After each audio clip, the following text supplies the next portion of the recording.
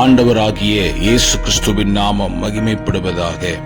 இந்த நாளுக்கான தேவனுடைய வார்த்தை, பகலிலே வெயிலாகிலும் இரவிலே நிலவாகிலும் உன்னை சேதப்படுத்துவதில்லை. சங்கீதம் 121:6.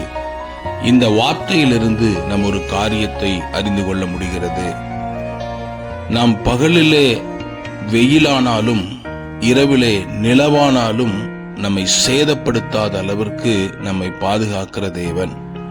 இன்னைக்கு நம் பகல்ல சேதங்கள், வெயில்ல வருகிறனால சேதங்கள், இரவினாலே வருகிற சேதங்கள், நிலவுகளினால் வருகிற சேதங்கள் கூட நம்மை ஒன்றும் சேதப்படுத்தாத அளவு இந்த வார்த்தையின்படி கர்த்தர் நம்மை பாதுகாப்பாராக.